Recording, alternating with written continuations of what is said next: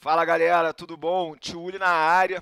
Estamos aí para a segunda aula do Fundamentos de Empresas.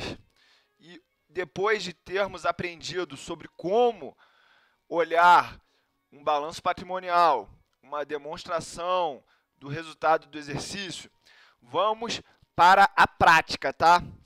Mas antes disso, vamos fazer o seguinte: vamos voltar lá na aula passada. Vamos abrir de novo o conteúdo sobre balanço patrimonial e DRE para a gente dar uma revisada para vocês acompanharem de novo o conteúdo. Na primeira aula, a gente falou dos princípios da contabilidade, o princípio da entidade, que é o princípio lá que define que a pessoa física não é a pessoa jurídica, da continuidade, de que a empresa não vai terminar no final do exercício, da oportunidade, que é o que a gente registra os acontecimentos por completo, sempre que possível, quando o acontecimento se apresenta. O princípio 4 é o do registro pelo valor original, ou seja, se eu paguei 100 e hoje vale 200, eu vou registrar na contabilidade pelo que eu paguei, tá? Registro da competência, o princípio da competência, né? Que é o que define que tudo deve ser registrado no período que acontece. É aquela nossa história de que se a gente vende em 36 meses, a gente vai reconhecer toda a receita pelo regime de competência naquele exercício. Se for pelo regime de caixa, aí sim que a gente vai dividir em mais exercícios, mas a contabilidade trabalha com regime de competência. E o regime da prudência, que é onde a gente adota os menores valores possíveis para o ativo e os maiores possíveis para o passivo. Depois disso, a gente fez aqui uma empresa fictícia, a Ulisses Dias S.A., que vende sapatos. A gente viu lá que a gente vendendo 1.000 pares de sapato a R$100 cada, tinha uma receita bruta de R$100 mil, algumas deduções de PIS e COFINS, chega numa receita operacional líquida de R$ 93.750. Como a gente sabia que o custo daquele produto era de R$50, ou seja, um markup de 2 vezes, a gente tinha um custo do produto de R$50 mil, teve uma despesa de vendas de R$4 mil, que é a comissão, despesa administrativa, que é a conta de escritório, quem processa pagamento, essas coisas que não tem a ver com a venda em si, despesa de manutenção da estrutura. A gente botou aqui também uma despesa com pesquisa e desenvolvimento de R$4 mil do software que a gente fez in-house. Outras receitas operacionais, outras despesas operacionais, a gente deu o exemplo da consultoria. Equivalência patrimonial, que era participações em outras empresas, e a gente incorpora aqueles resultados minoritários na nossa DRE. Teve uma receita financeira, uma despesa financeira da dívida que foi contraída para comprar aquele estoque inicial, veio o lucro antes da tributação. Depois a gente botou aí uma taxa de imposto de renda, uma alíquota de 25%, o que deu um lucro líquido no final de R$ 23.062. A partir daí, a gente pegou esse lucro líquido, mostramos como funciona a dinâmica do balanço patrimonial, ou seja, esse lucro líquido ele vem somar aqui no patrimônio líquido, e aqui a gente falou que o ativo, que são os direitos, são os débitos da contabilidade, ele tem que ser igual ao passivo, que são as obrigações, os créditos que a sociedade tem para com os stakeholders, e a gente falou também que esses ativos eles são organizados em lista de prioridade por liquidez, por isso o caixa vem antes do crédito a receber, que vem antes do estoque e de outros direitos. Depois a gente passa por ativo não circulante, que são todos aqueles direitos conversíveis em mais de 12 meses. E a gente listou aqui o crédito a receber, o intangível, o imobilizado, investimentos. E aí, quando a gente passou para o passivo, a gente seguiu a mesma lógica. Empréstimos de curto prazo são mais preementes no seu pagamento do que os fornecedores, os impostos devidos, os salários, outros passivos circulantes, que são aqueles que acontecem até 12 meses. Depois vieram os fornecedores de longo prazo, impostos de longo prazo, empréstimos de longo prazo, outros passivos de longo prazo. E qualquer diferença entre o ativo e o passivo é o patrimônio líquido do acionista. A gente pegou aqui um caso prático de Grendene e mostrou uma relação de preço-lucro a partir do momento que a gente sabe qual foi o lucro líquido dessa empresa, a gente sabe o valor patrimonial, e aí a gente vai agora para a prática. E como que a gente vai explorar a prática desse assunto? A gente vai em cima de uma empresa, que no caso eu vou dar o exemplo da Telefônica Brasil, e eu vou contar um pouco da história dessa empresa para você entender como é o passo a passo de se construir uma análise fundamentalista em cima de uma empresa, ser um investidor de valor, ser um investidor de longo prazo. E para que você consiga fazer isso na prática, você tem que conhecer os ativos, tem que conhecer as empresas. Então, o que eu fiz? Fui aqui no site ri.telefonica.com.br. Você pode acessar isso da sua internet.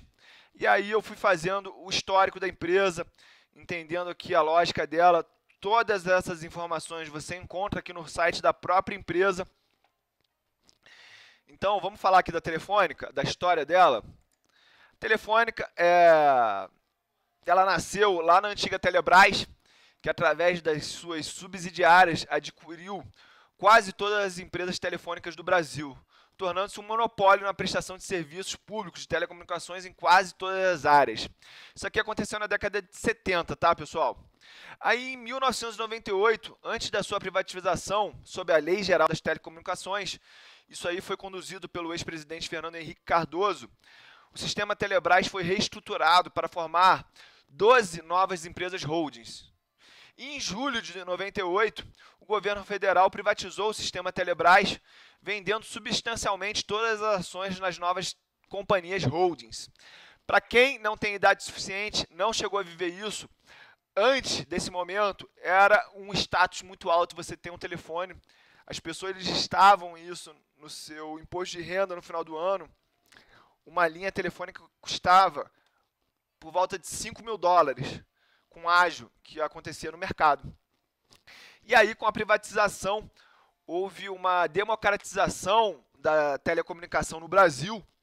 E isso foi muito importante para o desenvolvimento do país, foi muito importante para o desenvolvimento do mercado de capitais. Nessa época, em 98, 99, a empresa mais negociada da Bolsa era a TNLP4, a Telemar Norte-Leste Participações. Era a empresa que tinha a maior liquidez, era a empresa que tinha a liquidez nas opções também. E passou isso. Então, isso aí já é uma lição para vocês aí, saber que toda empresa ela passa por um momento de expansão e em algum momento ela vai começar a decadência dela, tá? E a Telefônica Brasil é a maior empresa de telecomunicações do Brasil atualmente.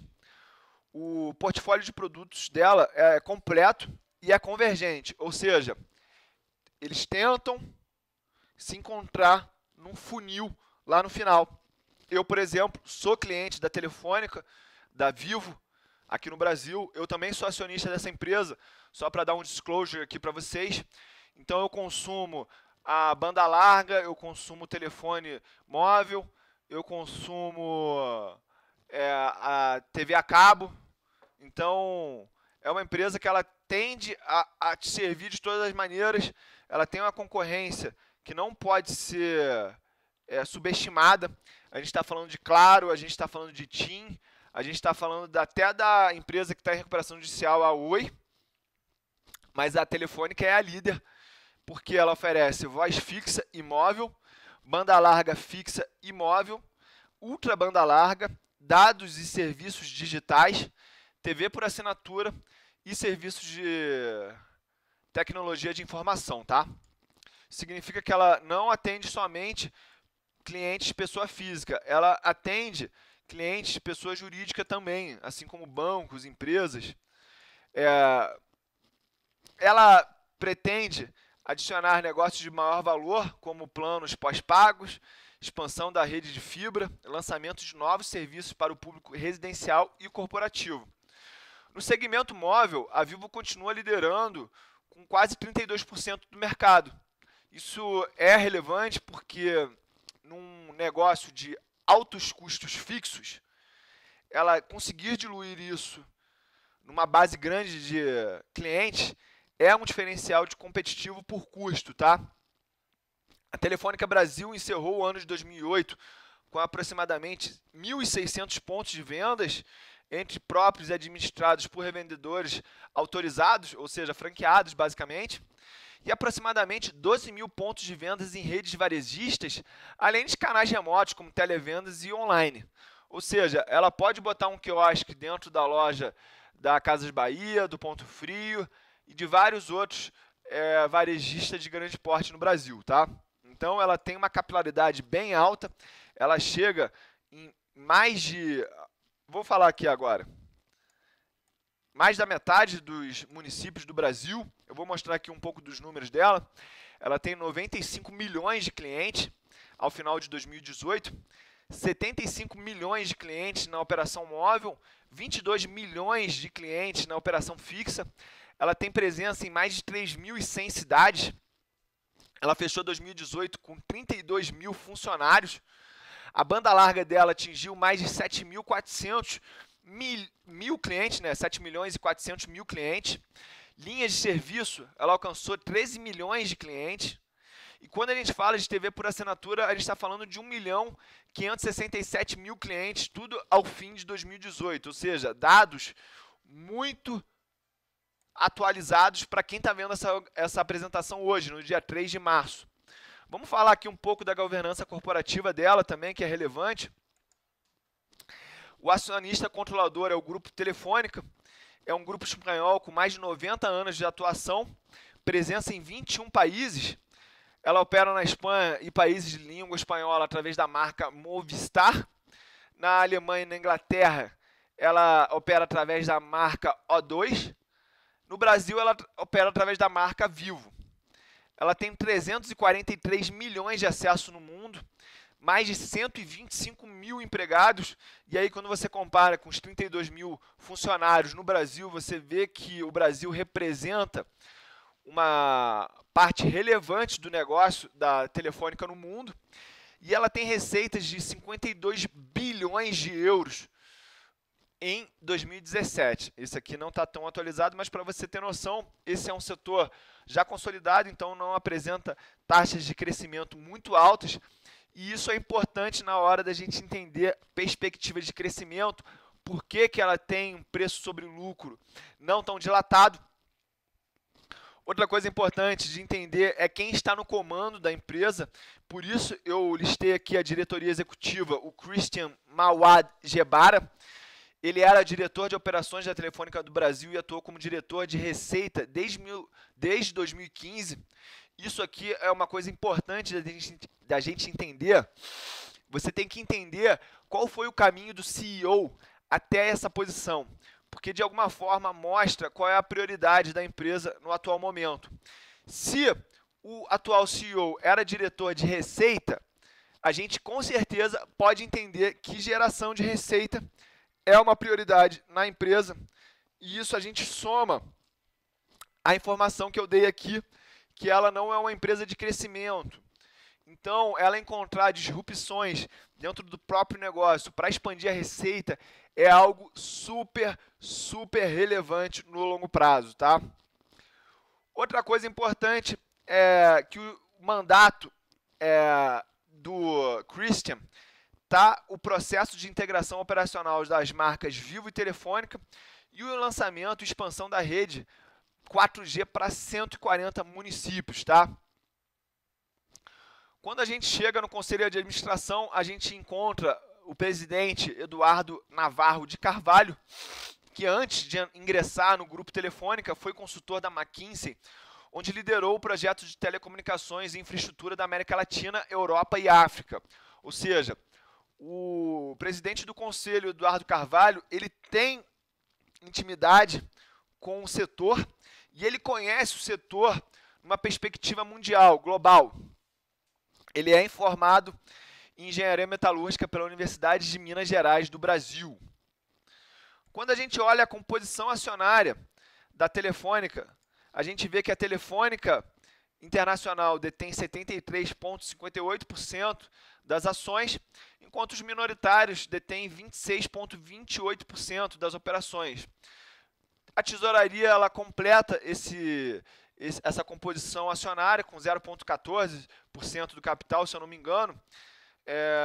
O número de ações preferenciais, segundo o estatuto da empresa, não pode ultrapassar 2/3 das ações emitidas, ou seja, no capital total da empresa, 2/3 é o máximo que as ações preferenciais podem representar.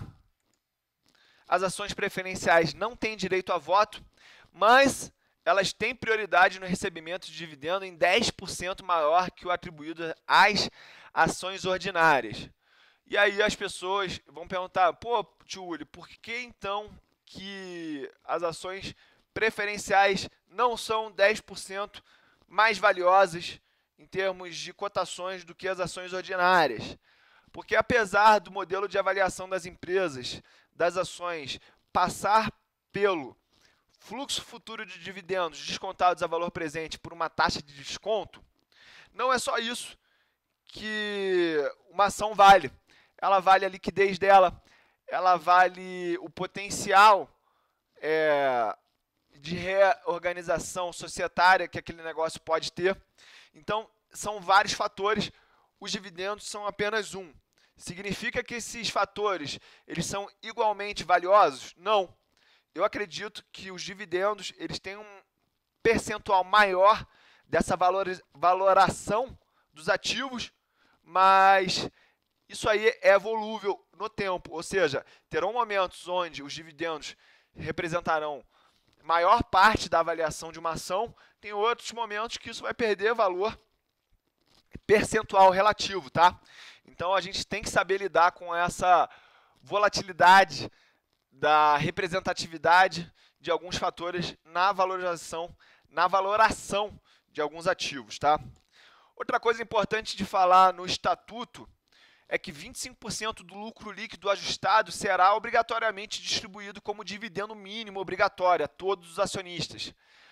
Para quem não sabe disso, o estatuto de uma empresa é como se fosse como é que é o nome?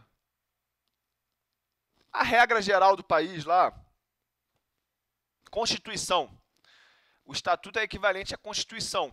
Então, os acionistas podem determinar a regra que eles quiserem lá, desde que aquilo não se sobreponha a leis pétreas.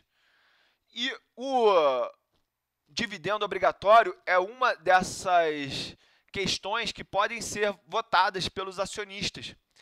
E é uma lei um pouco difícil de ser interpretada, mas basicamente, se não falar nada, você tem que destinar um percentual dos lucros em forma de dividendos, mas a empresa ela determinou que é 25% do lucro que ela vai pagar de dividendo. Ou seja, tem um lucro lá no final do ano, um percentual daquilo tem que ir para uma reserva de lucros, isso aí é 5%, e o resto vai ser pago em 25% em dividendos, e os outros 70% vão ser reinvestidos na empresa, porque ela tem um plano de investimentos bastante agressivo, bastante demandante, tá?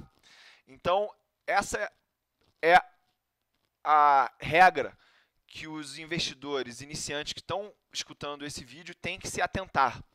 Você tem que ver quantos % do lucro daquela empresa é determinado que deva ser pago minimamente em dividendos, tá? Essa será a remuneração que você terá como acionista minoritário daquela empresa.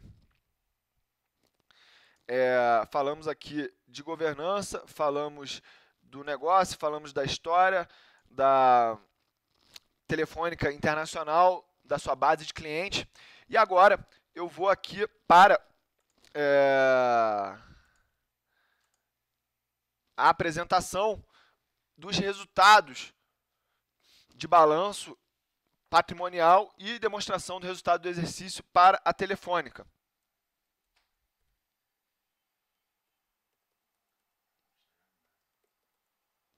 Gravei aqui, ó. E aqui, galera, o que a gente vai pegar? Primeiro vem o ativo. E esse esse Excel aqui eu vou passar para todos os grupos de mentorados e close friends, ou seja, vocês vão ter acesso a essa planilha. Quem está vendo pelo YouTube esse vídeo, quem está vendo pelo Instagram esse vídeo, eu quero que você saiba que você tem a oportunidade de participar do Close Friends, do grupo de mentorados, é só entrar em contato comigo. Essa janela de participação ela não fica aberta o tempo todo, mas eu abro algumas janelas que você pode entrar. Nós já somos mais de 700 pessoas, então essa comunidade vem crescendo de uma maneira sustentável e bem proveitosa.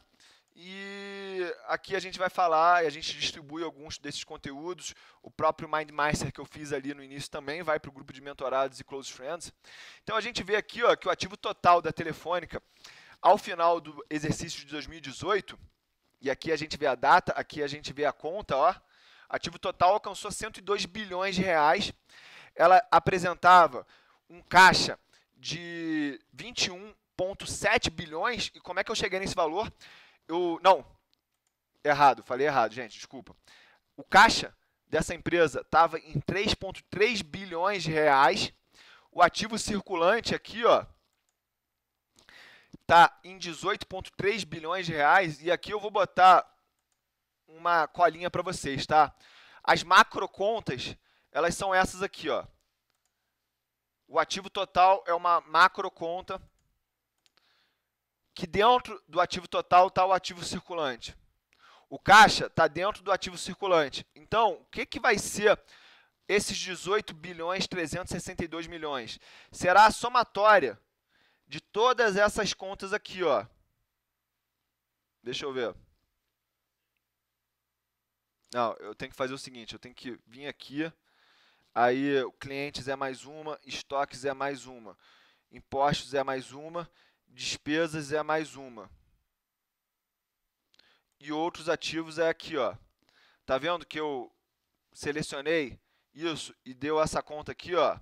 Por quê? Porque se eu contasse de novo tributos a recuperar é uma subconta de impostos a recuperar. Fechado? E aí a gente vem agora para ativos não circulantes. As macrocontas eu vou botar dessa cor aqui, eu acho que é azul. As microcontas são essas aqui que eu vou botar de amarelo. Então, dentro do ativo não circulante, a gente tem o realizável a longo prazo.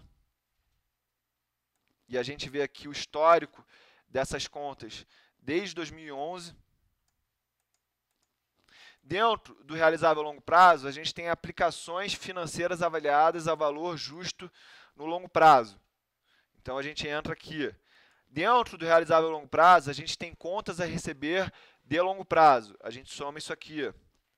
A gente tem aqui também ativos biológicos, que tem 0. A gente tem impostos diferidos, 230 milhões. Dentro do imposto diferidos, tem imposto de renda e contribuição social diferido. Está vendo como é que na prática a gente analisa uma empresa, um balanço, olha as contas? Olha aqui, ó, outros ativos não circulantes. E a gente vem aqui com outra coisa, outros. Muitas vezes, a gente vai ter que entrar no relatório da administração, o relatório anual, para entender a fundo o que esses números significam. E como que a gente faz isso na prática? A gente vem aqui, ó, nesse relatório, olha aqui, ó, como é que ele vai falando tudo. Vamos falar aqui, ó.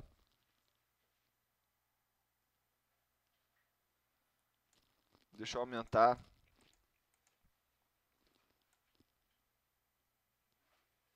Aqui, ó, quando a gente entra em endividamento e resultado financeiro, por exemplo. Ele abre aqui os empréstimos, as debêntures, o resultado do exercício. A gente tem que parar para ler o relatório. Não tem como pular essa parte, tá? Quando a gente fala de desempenho operacional, ele fala aqui, ó, ao final da companhia totalizou 73.160.000 acessos móveis, banda larga, a receita. Ele fala que em 2018 a companhia apurou a receita operacional líquida consolidada de 43 bilhões 463 milhões. Como é que a gente vai chegar no balanço da Telefônica e encontrar isso? A gente vai descer aqui, ó, Aqui, ó, receita líquida operacional, 43 bilhões 400. Aí a gente entra aqui no custo, e ele vai encontrar o custo aqui, ó. Custos operacionais, excluindo depreciação e amortização, 25 bilhões 638. O que a gente vem aqui, ó? A gente vê aqui, ó, que o produto, o custo, foi de 21 bilhões 025. Qual é a diferença? A gente viu aqui que tem uma exclusão de depreciação e amortização. Por quê? A depreciação e amortização, ela diminui esse custo. Então, como é que a gente encontra essa diferença? Fazendo essas contas de mais e menos. O bom da contabilidade, gente, é que a gente resolve a maioria das coisas com as 4 operações básicas. Mais, menos, multiplicar e dividir, tá? Não precisa de conta muito difícil para realizar a análise. Então, vimos aqui a parte do DRE, demonstração do resultado, também desde 2011. Por que esse tempo todo, tio William? Porque eu gosto de olhar o máximo de informações possíveis aí nos últimos 10 anos, tá? A gente também tem a oportunidade de vir aqui no passivo. Então, eu vou mostrar aqui o passivo total. Ele é igual ao ativo total. Isso é uma regra que a gente tem que entender da contabilidade. Porque isso aí respeita as partilhas dobradas. Para todo ativo tem que ter um passivo. Para toda conta que foi feita, a gente tem que achar uma contrapartida disso, tá? Aqui a gente vai achar o passivo circulante, obrigações sociais e trabalhistas. A gente vai achar outra conta aqui, ó. Vamos botar numa outra cor. Isso. E aí você pode brincar. O trabalho, ele passa por isso, gente. Você ir no balanço da empresa e achar as contas. Aqui, ó, total de empréstimos de curto prazo. Aí, dentro dos empréstimos de curto prazo, como é que a gente acha esse total? A gente soma. Aqui, ó. Quando eu somo financiamento de curto prazo, debênture de curto prazo e financiamento para arrendamento mercantil, a gente chega no total de empréstimos e financiamento de curto prazo. Outros, normalmente a gente encontra aqui outros, dividendos a pagar e outros também. Vamos falar de outra coisa aqui, ó. Passivo não circulante. A gente vai de amarelo aqui. Isso aqui, galera, é só a aula básica para a gente entender a dinâmica das contas, tá? Dentro do passivo não circulante, a gente tem total de empréstimos e financiamentos de longo prazo. O que é o total de financiamentos e empréstimos de longo prazo? É o somatório de financiamentos de longo prazo, com debêntures de longo prazo, com financiamentos por arrendamento mercantil e financeiro de longo prazo. Tá vendo aqui que somando essa conta dá isso aqui? Aqui a gente tem outras obrigações, a gente vem com outros, aí a gente acha aqui um monte de outros. Tem que tomar cuidado com as empresas que vêm com muitos outros, né? E aqui, de novo, a gente mete patrimônio líquido consolidado. E aí, a gente termina aí o patrimônio líquido. Vamos agora para as receitas operacionais. Eu vou botar aqui em azul o que for positivo. O produto vendido eu vou botar em amarelo. Aqui, ó, isso aqui é um passivo. A despesa e receita, entre aspas, né, operacional, é o somatório disso aqui tudo.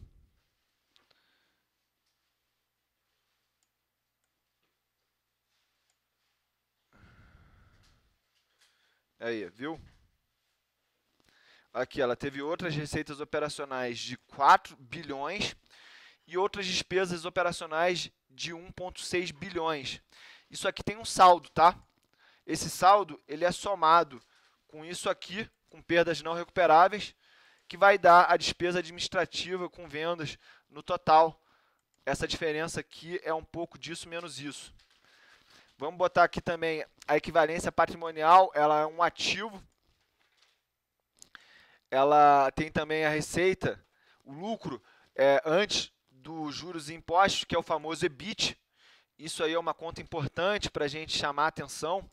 O EBIT, galera, é o Earnings Before Interest and Taxes, que seria o lucro operacional da empresa, tá? O resultado financeiro, ele é um ativo. E aqui a gente tem a receita financeira com a despesa financeira. Não. Esse aqui é amarelo. Esse aqui que é o azul. Então, o que é o resultado financeiro? O resultado financeiro é a soma da receita financeira menos a despesa financeira. Aí a gente vem para o lucro antes do imposto de renda. O que é o lucro antes do imposto de renda? É a receita menos o custo, que é igual ao lucro bruto. Menos a despesa vai dar menos a equivalência patrimonial, vai dar o lucro antes do imposto e dos juros, que é o EBIT. A gente vai subtrair disso o resultado financeiro. A gente veio aqui para um lucro antes do imposto de renda de 11 bilhões e 200. Vamos excluir aqui os impostos. Vamos chegar num lucro de operações continuadas de 8 bilhões e 900. Lucro líquido, 8 bilhões e 900. Isso vai se somar lá àquele patrimônio líquido da empresa já. Mas antes, a gente tem que pagar um dividendo, né? E essa parte aqui do fluxo de caixa, eu vou deixar mais para frente para vocês, com o tempo eu vou mostrando, mas é importante entender que a gente consegue achar a depreciação aqui, ó, depreciação da empresa foi quase o lucro líquido dela total. A gente também tem aqui dividendos pagos. Olha aqui, ó, 4 bilhões e 100, ou seja, quase metade do lucro dela foi pago em forma de dividendos, mais do que os 25% obrigatórios. E aí, galera, essa é a maneira da gente se inteirar aí pelo assunto balanço patrimonial e DRE na prática, tá? Eu vou mudar aqui a cara disso, só para vocês verem como é que a gente acha isso nesse relatório de administração, tá? Então, como é que a gente faz? Todo relatório ele tem um índice. A gente mostra aqui que na página 1 tem a composição do capital, proventos em dinheiro. Nas demonstrações financeiras individuais, a gente tem aqui também coisas, tem as demonstrações financeiras consolidadas e a gente vai para as demonstrações financeiras consolidadas, tá? Outra coisa importante de vocês avaliarem também em todo relatório são os pareceres e declarações dos relatórios de auditores independentes. Tem que estar sem ressalva, tá? Se tiver ressalva, galera, é fria, é coisa complicada, é coisa para profissional. Então, se você não tem experiência, quando houver um relatório com ressalva, se mantenha distante, tá? Mas vamos voltar aqui para a demonstração financeira consolidada, que eu vou mostrar aquela tabela do Excel num outro formato. Eu vou mostrar agora no formato que vem diretamente no site de RI da empresa. Só para vocês terem mais intimidade. Vocês viram lá que estava na página 17, né? Então, o que a gente vai fazer? Olha aqui, ó, o ativo total. Lembra que eu falei que era 102 bilhões? Olha aqui o 102 bilhões que eu falei. O caixa, 3 bilhões. Ativo circulante, 18 bilhões. Passivo, o ativo não circulante, 84 bilhões. Eu vou falar só as principais rasuras aqui, tá? Vocês veem aqui que no índice, esse índice aqui, ó, ele cria a prioridade das contas, subcontas. Olha aqui, ó, investimentos, 1.0202, investimentos, 484 milhões. O imobilizado, ele vem na mesma dimensão aqui dos investimentos, ó. 1.02.03. Dentro do imobilizado, tem o imobilizado em operação e tem o imobilizado em andamento. Imobilizado em andamento, o que seria? Seriam aquelas obras que ainda não estão acabadas gerando receita. Imobilizado aqui da empresa veio em 34 bilhões, ou seja, quase 1/3 do ativo total da empresa é imobilizado. 1.0204 já é o intangível. É uma macroconta dentro do ativo total, 42 bilhões. O que são esses 42 bilhões? Provavelmente é o valor das concessões de telefonia que a empresa carrega. Agora, vamos para o passivo total. Olha o índice aqui. 2 é o passivo total, é o mais alto, ó, 102 bilhões, igual ao ativo total. Aí 2,01, passivo circulante, 17 bilhões. O ideal é que o passivo circulante ele seja menor que o ativo circulante. Então, vamos dar uma olhadinha lá no ativo circulante. Enquanto está, 18 bilhões. O passivo circulante, 17 bilhões. Ou seja, a empresa não está mal. Não está mal. Aí, depois do passivo circulante, vem as obrigações sociais e trabalhistas. Viu aqui ó, que eu passei de 2,01 para 2,0101? Aí 765 milhões aqui de obrigações sociais que está dentro do passivo circulante, que por sua vez está dentro do passivo total. Equivalente às obrigações, existe também a rúbrica 2,0102, que são os fornecedores, 7 bilhões 746. Dentro do passivo circulante, tem a rúbrica 2,0104, que são empréstimos e financiamentos, 1,464. E aí, dentro dos empréstimos, como eu tinha falado antes, tem empréstimos e financiamentos, debêntures, financiamentos por arrendamento. E aí, a gente vai encontrando essa mesma estrutura desse índice para várias outras contas. Passamos agora para o passivo não circulante, ou seja, aquele acima de 12 meses, 2,02. Olha aqui a monta, 13 bilhões 662. Dentro do passivo não circulante, a gente tem os empréstimos de longo prazo, que por sua vez tem subcontas, empréstimos e financiamentos, debêntures. A gente pode encontrar tudo aqui, ó, galera. Olha como é que a gente tem também como comparar com os anos anteriores, tá? A gente ainda vai chegar nessa conta, nessa fase de comparar com os anos anteriores. Eu vou mostrar na aula 3 como a gente faz isso, tá? Aqui a outra subconta são outras obrigações, e aí a gente tem obrigações com partes relacionadas, instrumentos financeiros derivativos, a gente tem fornecedores, tributos diferidos entra com uma outra subconta dentro do exigível não circulante, do passivo não circulante. Exigível, passivo, são todos sinônimos, tá, gente? E aí a gente entra aqui numa outra conta que é o patrimônio líquido, aqui ó, 71 bilhões. Lembra que a gente teve 8 bilhões de lucro? A gente tem que comparar isso ao patrimônio líquido de alguma forma, né? Porque o lucro é a parte atribuível aos sócios. E o dinheiro dos sócios é o patrimônio líquido. Então a gente pode fazer uma relação entre essas duas contas.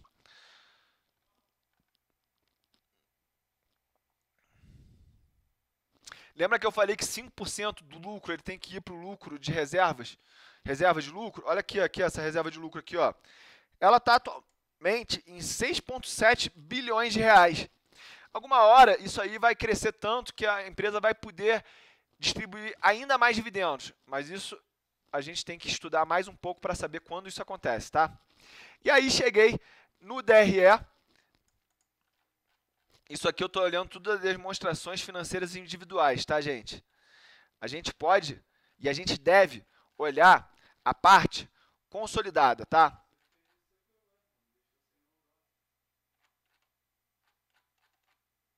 Aqui, ó. Repete tudo, mas a gente está olhando a consolidada. E aí a consolidada, a gente vê a receita de 43 bilhões, o custo de 21 bilhões, aí vem um resultado, que é a diferença da receita menos o custo, resultado bruto. Aí, dentro do resultado bruto, a gente entende qual é o markup da empresa. E aí depois vem as despesas, que são subdivididas entre despesa de venda, administrativa, um saldo de outras receitas e outras despesas e a equivalência patrimonial. Aí, quando vem o resultado disso, a gente vem o resultado antes do resultado financeiro e dos tributos. E aí a gente precisa vir com o resultado financeiro somando a isso. Se a gente tiver mais receitas do que despesas financeiras, esse resultado financeiro será positivo e ele estará somando. Caso a empresa pague mais juros e despesas financeiras do que tem de receitas, o resultado financeiro será negativo e ele estará subtraindo do resultado antes do resultado financeiro e dos tributos. E aí, no 3.07, e é importante a gente entender esses índices, galera, porque isso aí é a prioridade de como a gente vai acatar os resultados. Então, como o resultado antes do resultado financeiro foi de 9,4 e o resultado financeiro foi de 1,8 bilhões, o resultado antes dos tributos veio na monta de 11,2 bilhões. E aí disso será deduzido o imposto de renda e a contribuição social, corrente e diferido, o que levará a gente para um resultado líquido das operações de 8,9 bilhões de reais.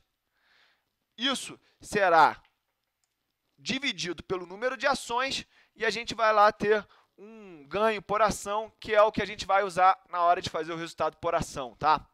E aí a gente termina a parte do balanço patrimonial da DRE e mais uma vez eu vou mostrar onde a gente alcança os valores de depreciação e dividendos pagos, tá? E esse valor será muito importante na hora de analisar a empresa mais aprofundadamente e entender qual é a remuneração dos acionistas. Então, só por título de exemplo, as depreciações a gente encontra aqui, ó, nas demonstrações de fluxo de caixa. A gente vai achar aqui a rúbrica depreciações e amortizações e a gente também acha aqui, ó, dividendos pagos. A gente não pode, aqui, ó, recebimento, pagamento de dividendos, ó, e juros sobre capital próprio. A gente não pode confundir os pagamentos de dividendos com os dividendos recebidos, tá, gente? Aqui, coincidentemente, veio um número 0, mas pode ter uma empresa que ela vai receber bastante dividendo e você pode acabar confundindo isso. Então, para não ficar mais confuso e não me alongar muito, eu vou encerrar por aqui a aula 2. Então, eu mostrei na prática como a gente acha as informações contábeis das empresas, como a gente descobre o que a empresa faz, do que ela está tratando, como ela gera a receita dela, como ela tem custos, como ela se desenvolveu, como ela é gerenciada, qual é o estatuto dela. A gente viu muita coisa na prática aqui. Eu quero que você caia dentro desse assunto. Eu quero que você abra o site da Telefônica, do RI da Telefônica e mexa num monte de coisa. Abra o relatório, leia o relatório total, são mais de 160 páginas. Quando o Warren Buffett fala que ele lê 500, 700 páginas por dia, significa que ele lê 4 a 5 relatórios desses anuais por dia. Então, você já aprende com o melhor. Se ele faz isso, significa que a gente tem que fazer também. Então, tem uma hora que a gente tem que parar de estudar sobre investimentos e a gente tem que começar a estudar ativos. Ou seja, pegar o relatório e ler o relatório do começo ao fim. Tá bom, galera? Essa foi a aula 2. Espero que você tenha gostado. É só o começo. E agora eu vou fazer a aula 3 somente quando eu voltar para o Brasil, durante essa próxima semana. Não sei a data. Me acompanhe. E é só o começo, tá bom? Beijo grande.